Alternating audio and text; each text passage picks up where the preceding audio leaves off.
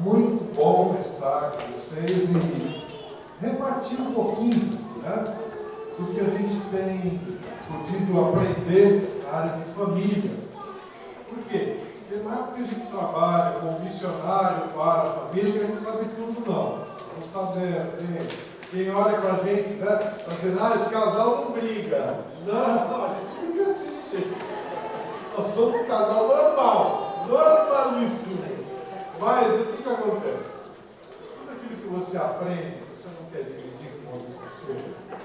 Então, Deus já tem falado muito a gente na área de criação de filhos, na área de relacionamento marido e mulher, no aconselhamento. Magali é psicóloga e ela tem um consultório ali cheio de pessoas que vão buscar chorando até uma ajuda, uma solução. E ela pode, como psicóloga, ajudar, mas eu sou um pastor, eu fiz uma pós-graduação na área de aconselhamento familiar. E, vamos dizer, aqui seria o que vocês, os americanos, chamam de counseling, né? E eu sou um conselheiro. E, obviamente, o nosso trabalho se complementa. E ela, como psicóloga lá no Brasil, ela não pode fazer como cristã. Ela não pode expor tanto Bíblia ali na hora que ela está tratando de uma pessoa, na área psicológica. Mas a gente sempre dá um jeito. O que ela fala? Olha, vocês estão um casal, né? Geralmente é um casal cristão. Vocês aceitariam a presença do meu marido, que é alguém que também trabalha na área de aconselhamento familiar? Sim, olha, meu marido é um pastor. Não, melhor ainda, né? Então aí a gente trabalha em conjunto e aí eu posso ler a Bíblia. Eu sou pastor. Ela, como psicóloga, perderia a carteira de psicóloga lá no Brasil se ela fizesse isso. Mas é uma coisa muito gostosa quando a gente pode aprender, ajudar pessoas e perceber que às vezes com poucos conselhos as pessoas salvam famílias inteiras. Porque não é só o casal que briga, não. Se vocês se separam, os filhos ficam em briga com vocês, uma série de situações desagradáveis que acontecem. Quando a gente pode salvar um casamento, glória a Deus, como é gostoso. Você vai falar para mim assim, você salvou todos os casamentos até aqui? Não, infelizmente não. Não depende da gente, depende das pessoas. Mas eu creio que a gente tem um bom índice de recuperação, sim, de casamentos. Mas, graças a Deus, usando os princípios da palavra de Deus. E hoje eu queria colocar para vocês as características das famílias saudáveis. Pastor, eu disse que eu ia falar eu não vou falar aquele lá, não. Vou falar isso aqui. Tá? Olha só o que eu ia falar para vocês aqui. Eu tinha conversado com o pastor. É um estudo que eu vou vir, quem sabe, das próximas vezes aqui, falar com vocês. Protegendo a sua família das armadilhas do dia a dia. São 7 áreas de armadilhas que acontecem com qualquer família. E essas 7 áreas foram escolhidas em pesquisas feitas por muitas famílias. Então são 7 áreas que se repetem. Mas não dava tempo, é muito pouco tempo para eu dar aqui aquele estudo. Vou dar uma outra vez, se expressiona aí o pastor. Pastor, quando aquele casal lá do Brasil? Pronto, talvez em setembro, viu, pastor? A gente volta. Aí quem sabe a gente pode dar com mais tempo para vocês, tá bom? Mas esta palestra aqui, qual das nossas famílias aqui que não gostaria de saber se você tem ou não tem uma família saudável? Todos nós, né? Estou me esforçando, pelo menos, para fazer minha família ficar saudável, meus filhos ficarem, né, equilibrados, serem pessoas assim que, né, querem fazer o que o Senhor quer para a vida delas e tal. Mas qual é a maneira da gente saber exatamente se isso está acontecendo? Se a minha família é ou não é saudável? E por isso, eu fui estudar. Esse é um dos homens, né, bastante importantes.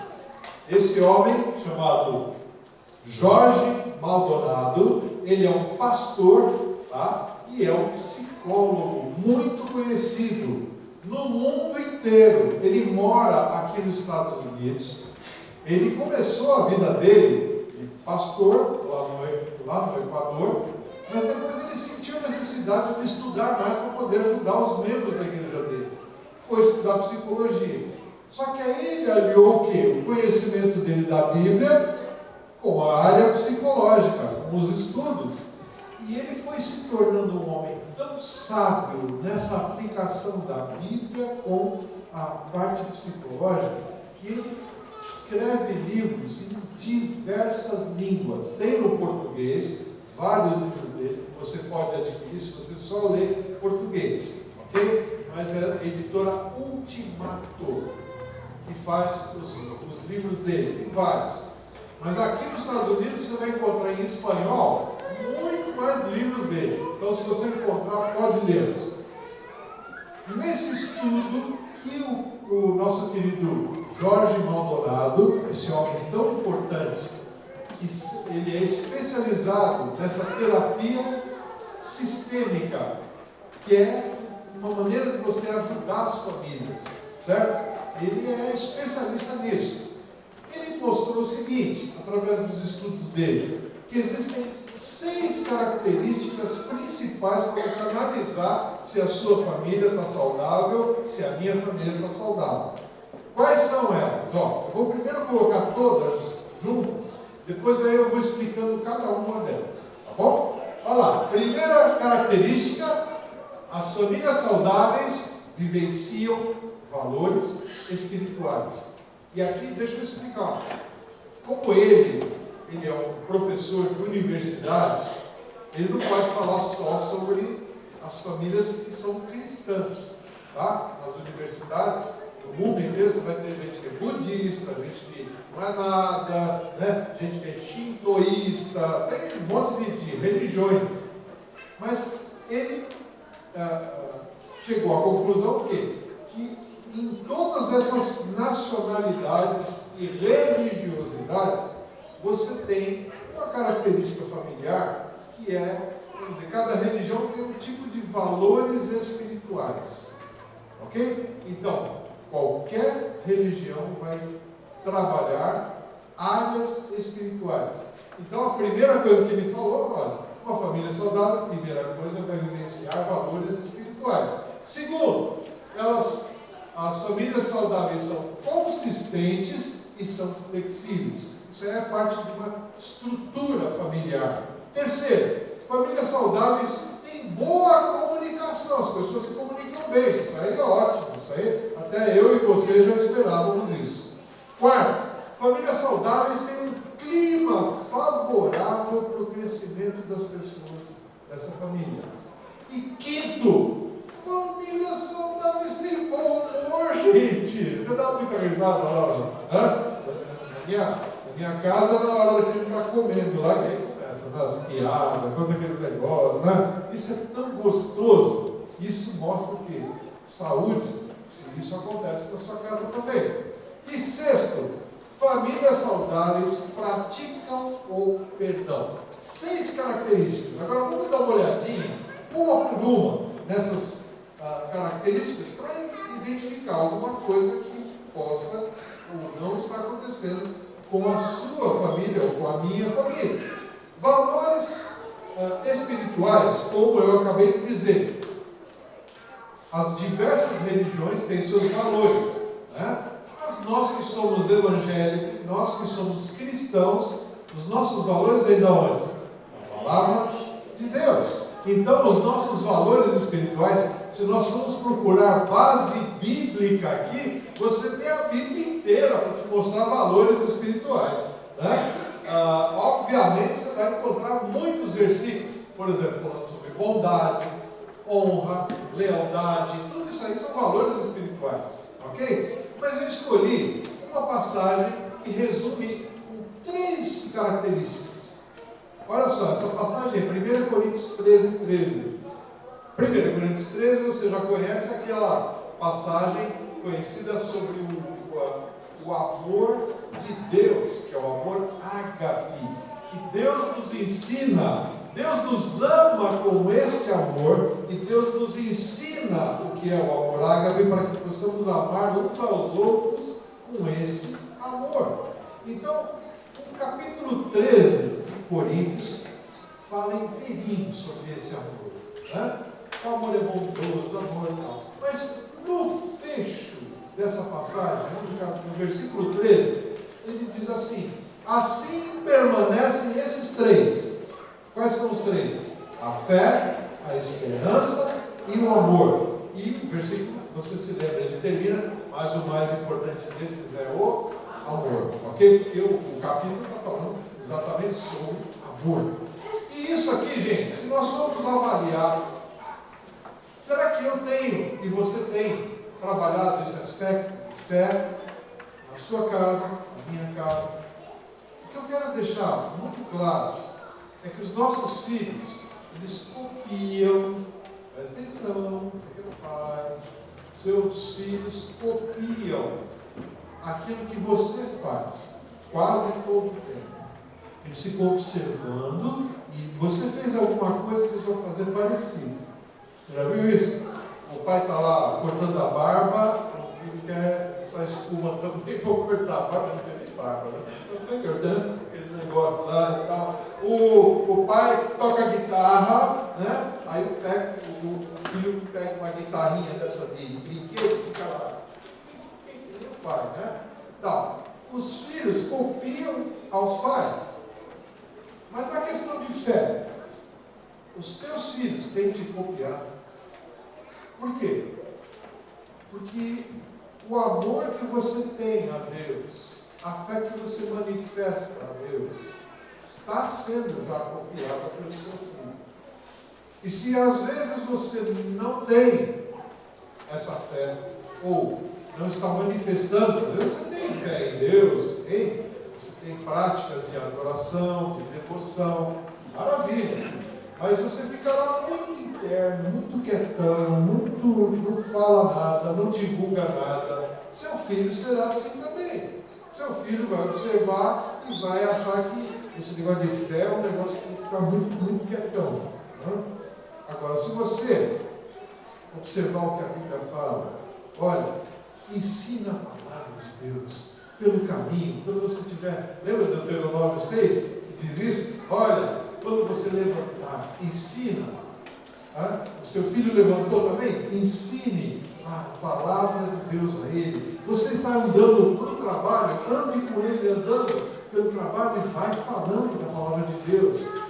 Eles chegam até a exagerar. Tem umas 9 ou 10 ali sugestões do que você pode fazer para falar da fé que você tem no seu Deus. Né? Mas na verdade é uma propaganda. O que o Deuteronômio 6 está dizendo é o seguinte: pai, faça propaganda das bênçãos que você tem recebido do seu Deus. Porque quando você faz essa propaganda do seu filho vai falar assim: puxa, esse Deus do meu pai é maravilhoso.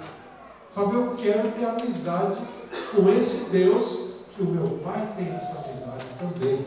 E eu quero conversar com esse Deus. Eu quero falar sobre ele com os meus amiguinhos. Está percebendo? Então, gente, muito cuidado. Porque se você não manifesta a sua fé, seu filho está copiando a não manifestação da fé. E até os 5 anos de idade, gente, é pior ainda. Porque você está criando o quê? A base do caráter do seu filho. Tá? Então, até 5 anos. Se você, muito pelo contrário, você diz que é cristão quando vem no domingo, tá? Mas chega o quê? Segunda a sábado, você briga com a sua esposa, você xinga os outros, chuta o cachorro do vizinho, dá um mau testemunho. O que seu filho está observando? Está observando uma incoerência. Sabe o que você está plantando? Você não está plantando fé. Você está plantando ausência de fé. Ou um Deus que é um Deus só de domingo, mas que não resolve no dia a dia. Esse menino vai crescer e vai te dar problema mais adiante. Então vamos em frente, vai? Olha lá, fé, esperança e amor. A esperança, gente, nós precisamos falar sobre esperança para os nossos filhos. Por quê? Porque existem os momentos. A vida não é feita só de alta, né, gente? Não, você conhece muito bem o Brasil, né? É alta, vai lá para baixo, né? Sobe de novo, vai lá para baixo. É uma gangorra. Por mais que você esteja aqui na América e seja um pouquinho mais fácil, a vida é feita de altos e baixos. E a esperança, ela é necessária quando? Quando você tem os seus tombos. Quando você quebra uma amizade.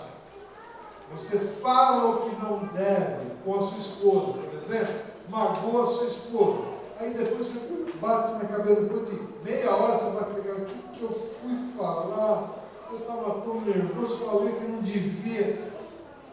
Mas olha, eu tenho esperança que ela vai me entender. Eu vou pedir perdão amanhã para ela vai estar um pouco mais calma. Essa esperança de que a situação que foi lá embaixo, que se tornou grave, ela pode subir, ela vai ter uma esperança de volta. Isso você tem que não só ter para você, mas você tem que plantar nos seus filhos, para mostrar que a vida é feita de problemas. Mas olha, se você está num problema, lembre o seguinte: existe um amanhã. O amanhã vai me trazer novos dados, eu vou poder subir. Porque senão o seu filho sempre vai ficar o quê? Aquele vendo o seu pessimismo. O que é a ausência da esperança? Não é o pessimismo? Quem não tem esperança é pessimista. Você já trabalhou com gente pessimista? Já? Vamos fazer aquele encontro de casais e tal. Não vai dar certo. Nós fizemos ano passado, foi um fiasco. Porque aconteceu um problema lá atrás, quer dizer que nunca mais deve ser tentado uma coisa tão boa, tão importante. Trabalhar com gente pessimista realmente não dá certo. Então, seu filho não tem que ser esse cara pessimista. Tem que ser como aquele ali, ó. Tá vendo? Está no meio de um monte de gente pessimista, mas ele fala assim: não, vai dar certo. Vamos ter uma nova oportunidade. Amanhã será um novo dia. Esperança é um valor espiritual, mas também é amor. Gente, amor. O que interessa para nós aqui no contexto de família, que você tem que ensinar aos seus filhos, é que numa família nós podemos ter atitudes de amor, gente. Atitudes. O seu filho entende que você o ama quando você age de alguma maneira equilibrada com ele. Por exemplo, se você é injusto com ele, ele vai entender com amor? Não. Se você disciplinou exageradamente, ele vai entender com amor? Você pode até dizer: não, eu amo meu filho, eu tenho que disciplinar. Mas você exagerou na disciplina.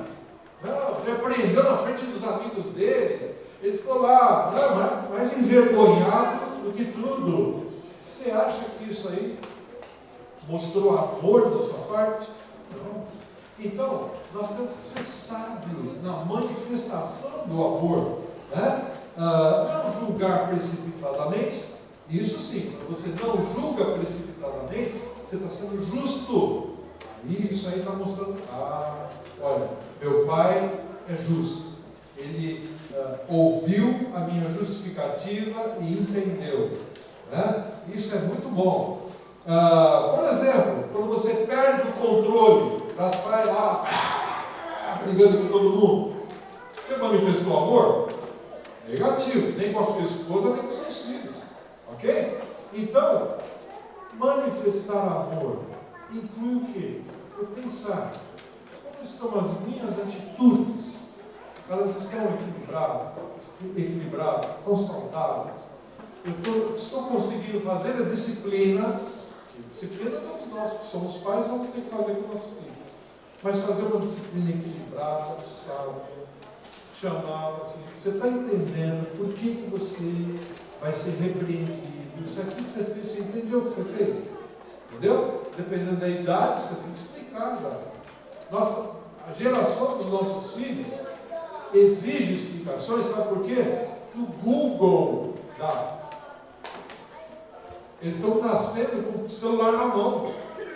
Então eles exigem certas explicações que nós, como temos a idade dos nossos filhos, não exigimos dos nossos pais. Mas o seu filho está nessa geração. Você tem que se acostumar com isso. Mas vamos lá. Então, são princípios, valores espirituais. Segunda característica das famílias saudáveis é que elas têm essa estrutura, né? Que são consistentes e são flexíveis. Você vê que são duas coisas, consistentes e flexíveis. Essa estrutura, será que tem base bíblica para a família?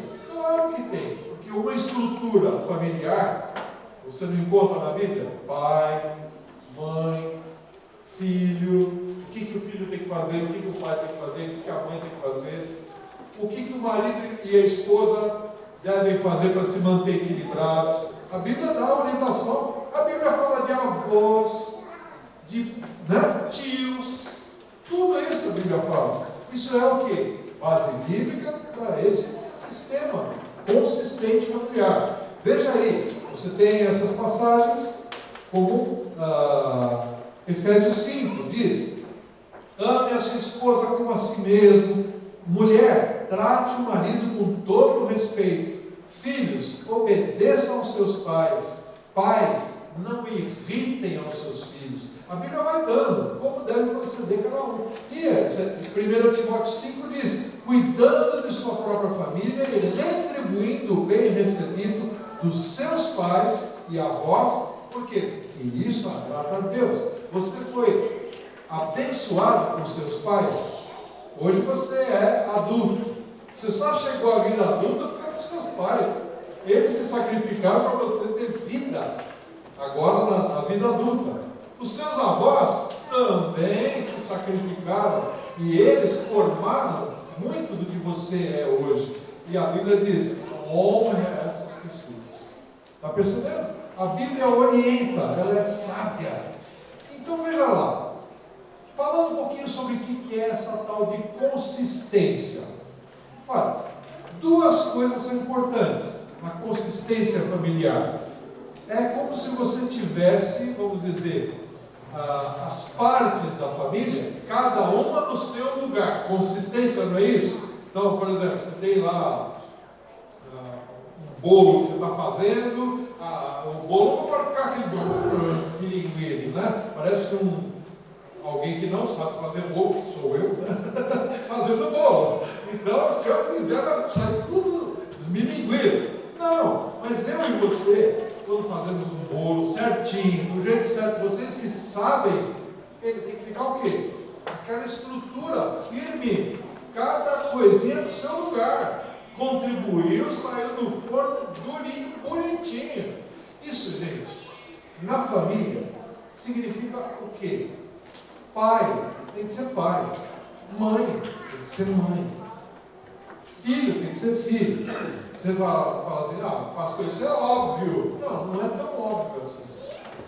Por quê? Tem muito pai que não está fazendo o trabalho de pai na casa, está deixando para a mãe fazer.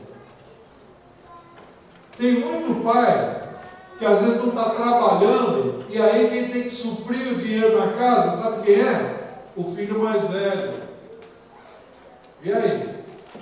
Às vezes tem alguma justificativa. O pai teve um problema, assim, tá. Mas tem muitas famílias que o pai não tem nenhum problema, e o filho está até lá, um garoto de 16, 17, 18 anos, está trabalhando, feito um condenado, e o pai lá, no sofazão, tomando cerveja, né? E assistindo televisão. Não está trabalhando, está numa boa. Isso aí. Isso é uma família com consistência correta? Isso aí está esmilinguido. Então essa não é uma família saudável. Se encontrar alguma família assim, opa, não está saudável. Tá? Parente se intrometendo toda hora na vida do casal.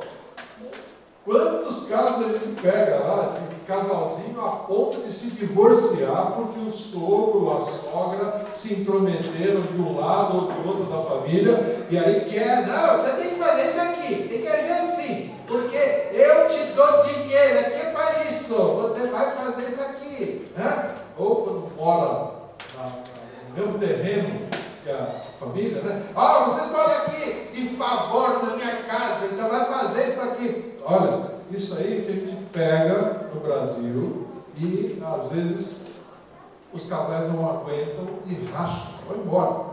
Quando eles ainda procuram ajuda, a gente vai tentar fazer um trabalho para que eles se posicionem, para dizer os limites dos sogros e limite dos parentes.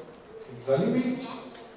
E às vezes até você tem que sair da casa. Se você está na casa do outro, vai ter que fazer um planejamento para em breve espaço de tempo sair para poder se independentizar. Mas vamos lá, não é só isso, essa consistência familiar.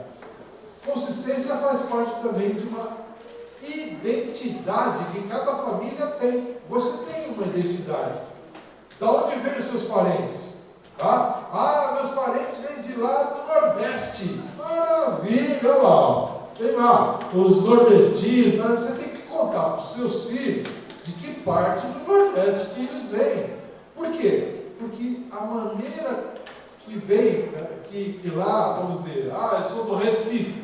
Ótimo. Eles pensam de um jeito, eles têm um comportamento. E você vai explicar para os seus filhos, olha, por isso hoje eu fui criado por meus pais, que tem esse tipo de cultura, e hoje eu passei para vocês essa cultura. Os seus filhos, como sabem essa sequência que vem dos avós, bisavós, faz tão bem a cabecinha dos seus filhos, porque eles entendem, olha, eu sei de onde eu vim, eu sei quem eu sou.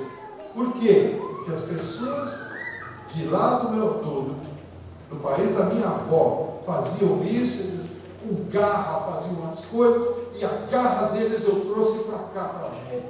Está percebendo? São coisas desse tipo. Então, vai fazer muito bem para os seus filhos quando você conta a história do grupo étnico que você veio, a herança cultural dos seus avós, a comunidade de fé que você frequenta, batista, por quê? Porque um dia eu vou perguntar lá na escola dele, o que você é? Eu sou batista. Mas qual é a diferença do batista para o católico? Alguma mínima coisa você vai ter que contar. Isso é muito positivo. O seu filho aprende e o seu filho pode conversar depois com os amigos dele. Mas não é só consistência. Essa estrutura familiar, além da consistência, o bolo tem que ser firme, tem que ser o quê? Flexível. Já viu aquelas geleias? Geleia bem feita, ela faz aquela, né? Um joguinho. Gelatina, desculpa, não é geleia, é gelatina. Gelatina não fica tremendo assim, mas ela não desmilingue. Não, que nem água, né? Se eu for fazer, eu vou fazer errado.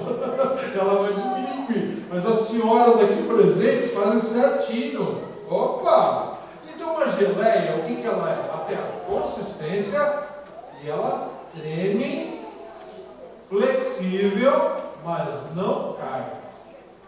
Olha só, por que as nossas famílias têm que ser flexíveis? Justamente para mostrar para os nossos filhos que não existem apenas bons momentos na vida. Você tem momentos em que todos estão estáveis, você está empregado, está tudo bem, está tudo certo.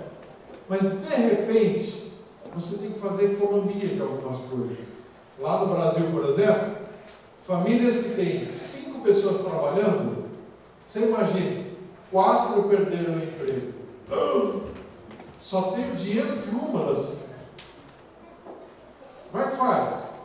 Tem que se readaptar imediatamente, porque senão, se você continuar gastando como você tinha quando tinha 5 pessoas trabalhando, vai para a falência rapidinho essa família. Então tem que fazer corte aqui, corte. Não, isso aqui também vamos cortar. Não, isso aqui também corta. Não, vamos mudar. Eu vou comprar o mais barato.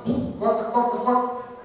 para esse tempo em que vocês estão ou apenas trabalhando, vocês poderem se ajustar à nova realidade. Por isso é flexibilidade. Você já viu gente que não se ajusta a novas realidades? Por exemplo, o camarada quer ter um carrão e não tem dinheiro para pagar a prestação. E aí vai ficando dívida.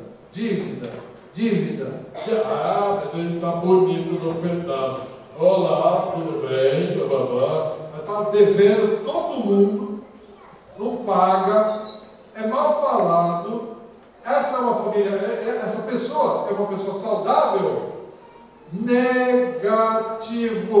Então, e se ele não está saudável, gente, ele influencia a família dele.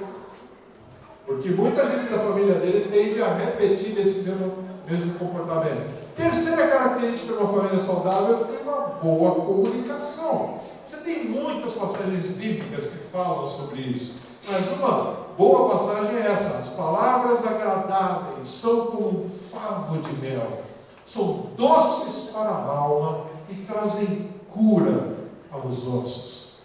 Como é que estão sendo as nossas palavras em casa? Você pode dizer assim: pastor, mas não dá para ter palavra de favo de mel toda hora lá em casa, não, né? Não é assim a realidade da vida. Não estou dizendo que todos os momentos. Mas será que você tem palavras que têm sido mais azeda, amargura, coisa ruim? Essas palavras é que vocês têm trocado? Se você tem mais palavras amargas, azedas, tem problema. O que tem que acontecer é, na maior parte do tempo, procurem palavras agradáveis como mel. Isso aí vai trabalhar a sua mente, o seu comportamento. Seus filhos vão copiar essa mesma atitude. E em vez de vocês ficarem se xingando, tem família que se xinga em casa. Seu filho da abóbora! Você, né? Vai falando, né? Sua anta! E pronto, aí começa, né? Baixou o nível. Isso é palavra doce? Suave? Não. Seus filhos estão ouvindo e vão copiar. Cuidado. Olha lá, então, famílias que têm uma boa comunicação vão certamente passar por essas 4 coisas.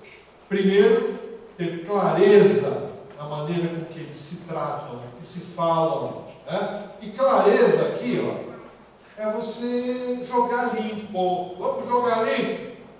Jogar limpo como? Aqui não se mente. Aqui não se mente. E o seu filho sabe, lá na minha casa não se mente. Meu pai é honesto com a minha mãe. Minha mãe é honesta com meu pai. Porque se não está acontecendo isso, seus filhos estão ouvindo por trás da porta.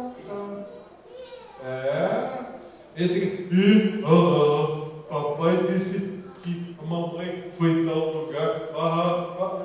Disse para a mamãe que ele ia em tal lugar e não foi. Eu vi, ele foi em outro lugar.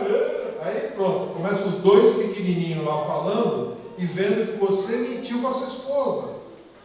Sabe o que ele vai fazer? Ele vai crescer mentindo para os amiguinhos dele. Primeiro. E quer ver mais alguma coisa? Quando tiver 18 anos, vai mentir pra caramba para você. Porque aprendeu a malandragem de mentir. Porque você ensinou que mentir pode aqui em casa.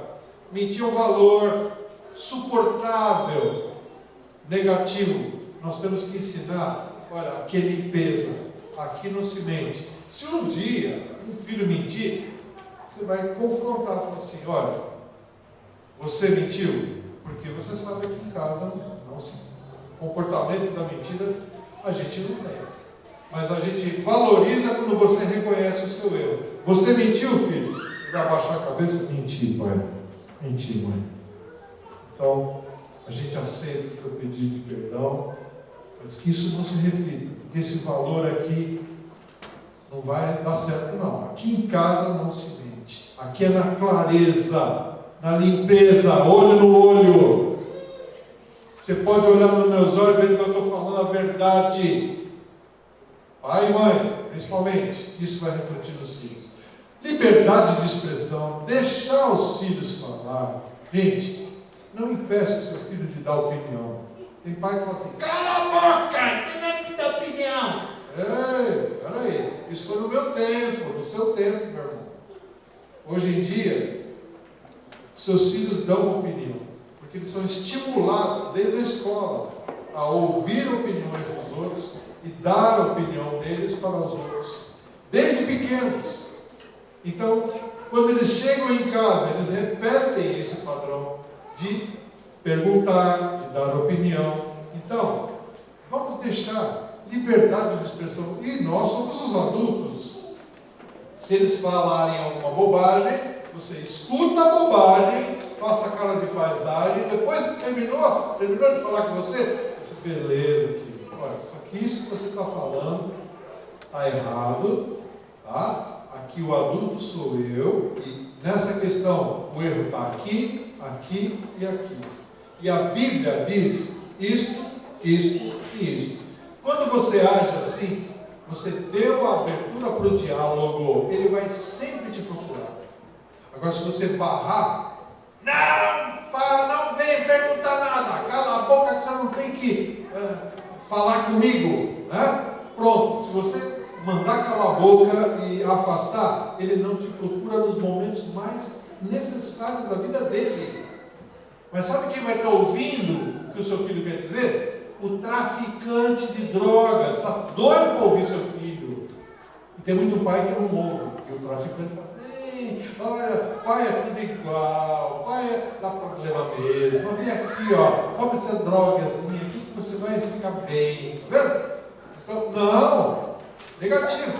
Nós pais temos que ouvir nossos filhos, dar liberdade para eles conversarem, mesmo que tenhamos que dar um não para algumas coisas que eles vão falar para nós. Ok?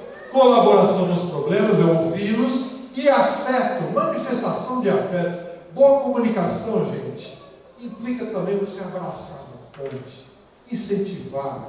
Boa comunicação é isso.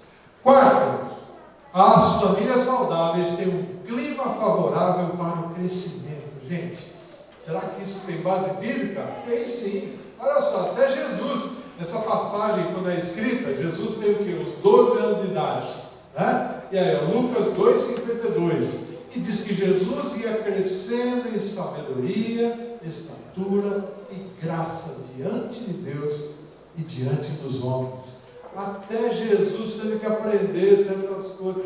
Mas Jesus não era Deus? Claro que não é Deus. Mas o sentimento de ser humano, ele teve que aprender. Verdade. Por exemplo, na passagem que está escrita isso, teve um problema. Jesus se perdeu da família 3 dias. Você lembra disso?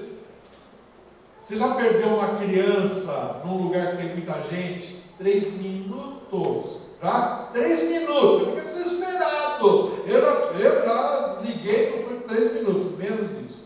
Mas já fiquei desesperado. Cadê minha filha? Cadê meu filho? Você fica doido. Agora Maria foi de Jesus. Perdeu Jesus 3 dias. Tá? E aí, depois, eles se encontram, e a Maria poderia perfeitamente dar um sabão em Jesus. Você, menina! Já pensou Maria fazendo esse negócio? Né? Ia lá, pegar na orelha de Jesus, vem cá, moleque! Né? Pegar na orelha, e está lá na frente da sinagoga ensinando, né? Os sacerdotes. Maria iria dar uma dessa. Realmente seria ridículo. Maria fez isso? Não. Maria esperou ele terminar, foi lá e deu uma conversinha com ele, né? Mas, meu filho, nós estamos esperando você aqui há 3 dias, né?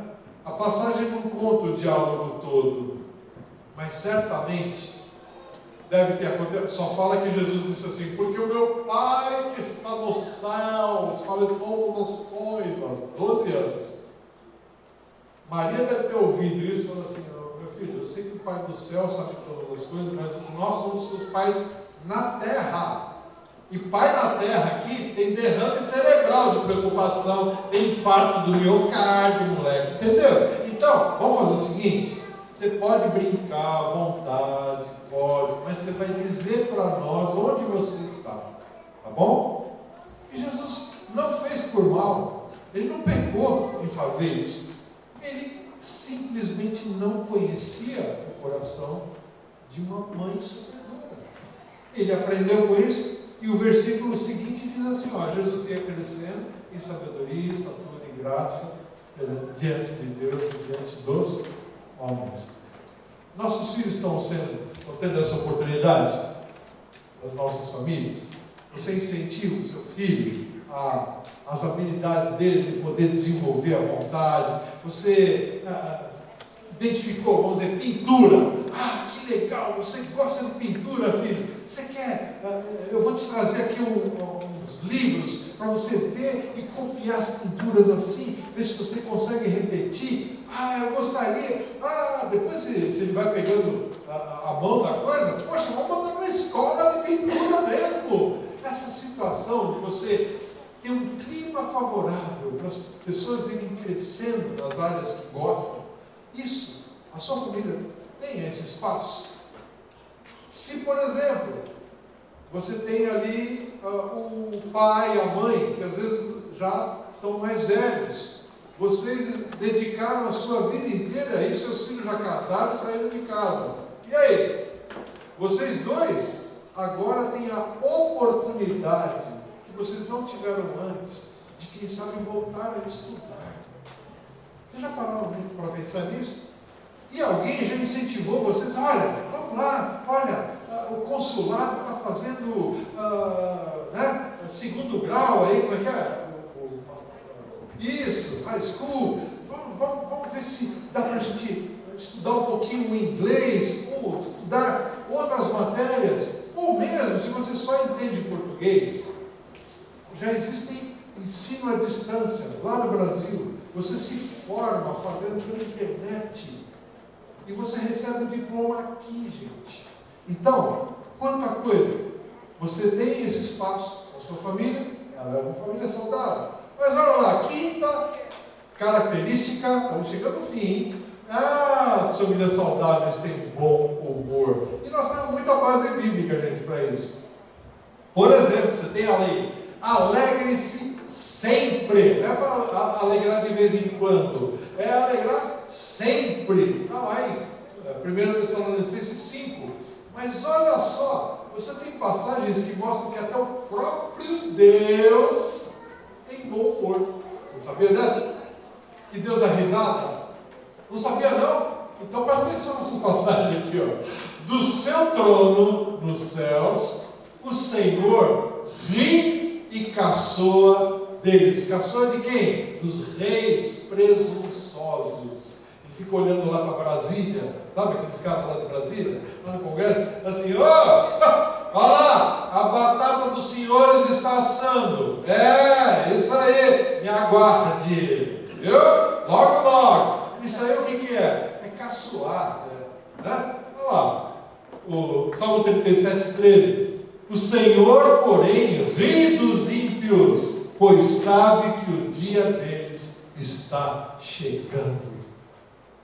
Deus, ó, na minha época de criança, né? Meu pai era daqueles diáconos feios, né? Parece que eles faziam um concurso para ser diácono. Tinha que ser a cara mais feia, né? Então quem faz uma careta aí. Ótimo, você está contratado como diácono, vem aqui. Eu, na minha cabeça de criança, eu achava isso, né? Mas lá eles me impediam de dar risada no templo e tudo mais. Tudo bem, uma criança tem que ser disciplinada e direcionada. Mas eu achava que no templo do Senhor, ou na reunião, né, da celebração, tinha que ter cara feia, não podia ter sorrisos. E não é nada disso, gente. Nós podemos ser alegres porque o nosso Deus também é um Deus alegre. Mas vamos lá. humor, gente, ele é muito importante, porque a vida é séria demais, tá? A nossa postura no dia a dia é exigida de você e de mim uma postura mais séria. Se você vai fazer um trabalho e você está lá muito sorridente, o camarada que vai contratar fala, não, isso aí eu não quero não, tira daí, isso aí nunca, tá? Agora, se você estiver observando os seus filhos não são, desde criança, ensinados na disciplina. Tem que ter disciplina. Lá na classinha, vai, disciplina. Eles já são cobrados na disciplina e na seriedade desde criança. Então, obviamente, a seriedade é importante para nós. Só que a seriedade exagerada pode prejudicar você e a mim, e ao seu filho. Ela é destrutiva. Quando você é sério demais, a vida fica muito carregada de negatividade, no sentido de você olha a vida sempre do lado ruim, né? Você não fica animado pelas coisas que podem ser feitas, você só observa as coisas ruins, e você fica lá, né? De tanta seriedade. Gente, você precisa controlar, flexibilizar um pouquinho mais. E o bom humor não é você ficar dando risada de tudo em todo tempo. Não, mas você ter um equilíbrio do bom humor vai te fazer uma pessoa mais saudável e equilibrada, porque a seriedade vai ser exigida de todos nós. Mas um pouco de humor, e às vezes o humor vem quando você está dirigindo aqui nesse trânsito terrível. Eu moro em São Paulo. Meu trânsito é pior que o daqui de Boston. Acredita. Aqui pelo menos o pessoal respeita a faixa. Lá não, é tudo assim, né? Mas eu quase perdi a calma aqui em Boston dirigindo, gente. Vocês também devem ter, né? E aí você fica nervoso, aquele trânsito amarrado, que não dá para andar. De repente, você olha no carro da frente, quem tem ali, sabe o vidro de trás do carro da frente? Tem uma criança ou duas ali, encostadas assim, dando risada e falando assim, tio, mãe. Aí pronto, desmonta. Você está todo carrancudo. Aí você olha, oh meu Deus, que coisa linda. Essas carinhas bochechudas, dá uma vontade de morder na bochecha. Mas aí você começa a se avaliar, por que eu estou tão tenso assim? Gente, não tem jeito, não tem como fugir daqui. Então, vamos descontrair um pouco. Vamos pensar um pouquinho em ter um momento de sorrisos. Esse momento de bom humor é um momento que te mostra que você está equilibrado, ok? Mas também a última qualidade, a última característica das famílias saudáveis é que elas praticam o perdão. Você tem muitas passagens bíblicas que falam sobre o perdão, porque olha, o que é o cristianismo? Não é? Ó, o símbolo do cristianismo não é a cruz. E o que é a cruz? É alguém que morreu no nosso lugar para pagar um pecado que não era dele, era nosso. Ele morreu para que nós fôssemos perdoados diante de Deus. Então, o cristianismo está absolutamente imerso dentro do perdão, do tema perdão. Cristo nos perdoou de coisas que fizemos contra Deus, que deveríamos ser fulminados. Então, você tem muitas passagens, mas essa aqui, olha, suportem-se uns aos outros e perdoem as queixas que tiverem uns contra os outros. Perdoem como o Senhor lhes perdoou. Sabe, Jesus diz assim, olha, eu perdoei vocês. Eu morri na cruz. Sabe, vocês também têm que aprender a se perdoar mutuamente. Porque eu perdoei os piores pecados que vocês tinham contra Deus. Deus poderia a qualquer momento mandar um raio e fulminar qualquer um de nós. Mas só não fez porque um dia eu entreguei minha vida a Jesus. E Jesus diz assim: se eu morri no seu lugar e te perdoei diante do meu Pai, por que é que você não consegue perdoar esse ser humano que fez uma coisa muito menor do que você foi perdoado diante de Deus? É isso. Por isso que existe essa passagem aqui, olha, Mateus 6,15. Mas, se não perdoarem uns aos outros, o Pai Celestial também não lhes perdoará as ofensas. Isso aqui é logo depois de terminar a oração do Pai Nosso, né? Agora, perdão, gente. Nós temos que ter perdão, entender o perdão como uma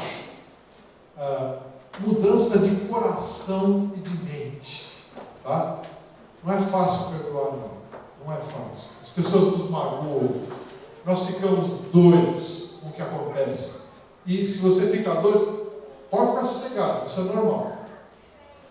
Mas nós precisamos entender o seguinte, que já que Deus nos perdoou, nos atingiu, e quando nós entregamos a nossa vida a Jesus, Ezequiel diz assim, uma passagem, que Ezequiel 11:19, se eu não estou enganado, quando Deus falando para o profeta Ezequiel, lá no Velho Testamento, quando eu mandar o meu Espírito, eu retirarei deles quem? Do povo de Deus, tirarei deles o coração de pedra.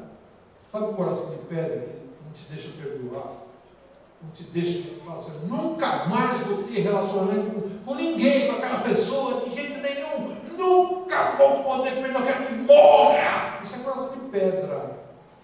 Ezequiel diz assim, o Espírito Santo diz: quando vier o meu Espírito, eu tirarei deles o coração de pedra e darei a eles um coração de carne. Coração mole. Por quê? Você vai olhar para aquela pessoa que te prejudicou, vai olhar e falar assim: olha, você me prejudicou, doeu muito, a marca vai ficar, não tem jeito de sair, ficou a marca, mas eu te perdoo em nome de Jesus, porque eu gostaria muito que um dia você conhecesse ao Jesus a quem eu sirvo. O Jesus a quem eu sirvo mudou o meu coração. E hoje eu posso olhar para pessoas que me prejudicaram e dizer assim: eu perdoo você, porque Deus me perdoa de coisas muito piores que eu fiz contra Ele.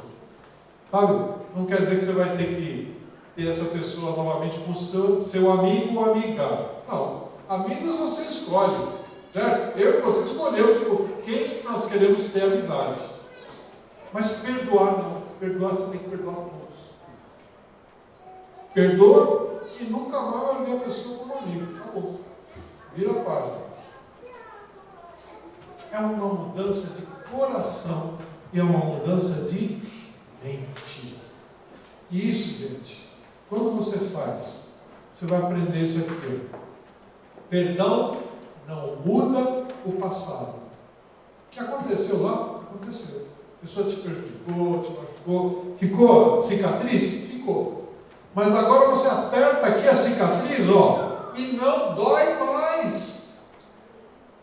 Passou. O perdão mostra que existe um problema lá no passado, mas agora não dói mais. Por quê? Porque o perdão muda o meu presente e muda o meu futuro. Se nós fizermos assim, nós seremos cada vez mais saudáveis. O Jorge Maldonado, ele diz assim: a pessoa que fica, vamos dizer, tem um problema, né? Teve um problema, e em pouco tempo vai lá, bota a mão na cabeça, puxa, eu falei que não devia, vou lá pedir perdão para a pessoa. Você volta e se acerta em pouco tempo, poucos dias. Essa pessoa é uma pessoa saudável. Por quê? Fez a bobagem, botou a mão na cabeça, se arrependeu e foi lá e se acertou com a pessoa. Se você tem isso na sua atitude familiar, seus familiares são saudáveis. Agora, qual é a família que não é saudável? Que tem a briga. As brigas sempre vão existir, gente. Brigou? Tá, aí afasta. E aí às vezes você tem pessoas que ficam de cara virada um para o outro, ó, semanas, meses e até anos. Você tem pessoas assim na sua família?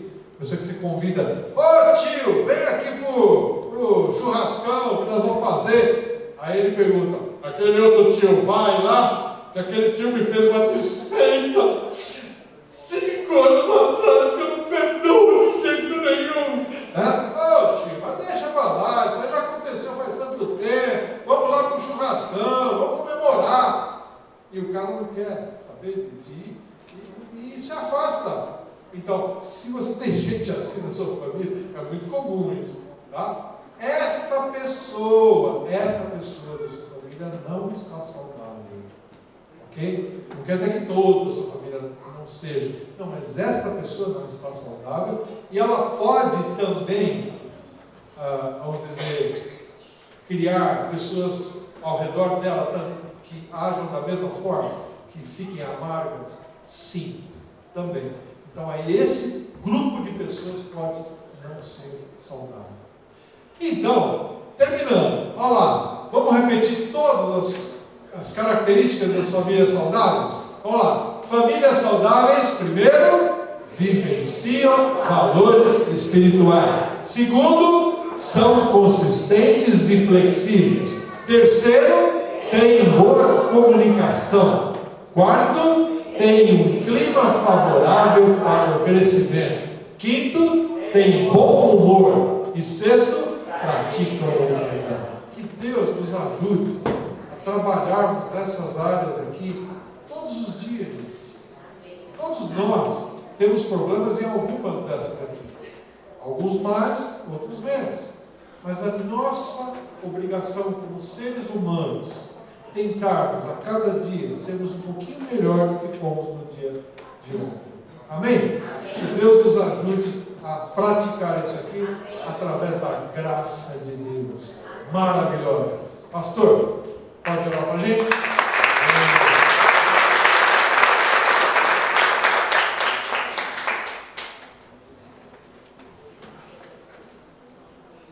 Esses dias, desde o começo do ano, estamos trabalhando muito com famílias, vários temas. E hoje, mais uma vez, essa palavra vem para o nosso coração com a bênção de Deus. Nada melhor do que o próprio pastor Leandro para orar por nós, né? Para ministrar sobre essa casa, sobre essa família. Fique em pé no seu lugar. Explique ele termine essa palavra, abençoando as famílias, os casais, cada um dos que aqui se encontram, guardando esses 6 princípios no coração, em nome de Jesus. Senhor Deus e Pai, queremos te agradecer tanto pelas nossas vidas, em primeiro lugar, e pela vida das nossas famílias, Pai. Um bem precioso demais.